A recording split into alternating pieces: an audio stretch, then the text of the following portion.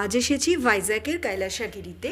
আর ticket কেটে এরকম লম্বা লাইনে দাঁড়িয়েছিলাম রোপওয়ে করে পাহাড়ের ওপরে উঠবো বলে।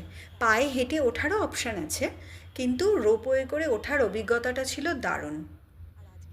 পুরো শহর সমুদ্র দারুণ ভালোভাবে রোপওয়ে থেকে দেখা যাচ্ছিল।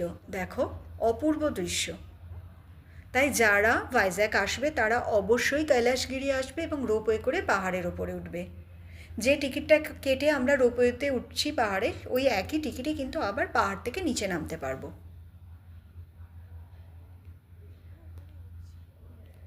খুব ভালোভাবে কিন্তু রোপওয়ে থেকে শহর সমুদ্র দেখা যাচ্ছিল। এক অন্যরকম অভিজ্ঞতা হয়েছিল।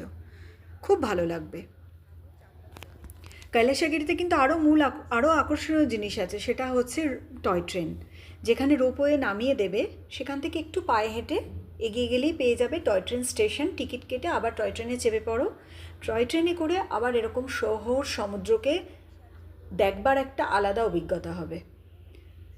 টয় ট্রেনটা পাহাড়ের চারপাশ দিয়ে ঘুরে ঘুরে যায় এবং পুরো শহর সমুদ্র রাস্তাঘাটকে দেখাতে থাকে। খুব সুন্দর অভিজ্ঞতা। আমার কাছে ওই ভিডিও আছে, পারলে তোমাদের সঙ্গে শেয়ার করব। এবং এই পাহাড়ের যেহেতু নাম কৈলাসগিরি, তাই এখানে একটা বড় শিব দুর্গার মূর্তিও আছে। খুব ভালো জায়গা।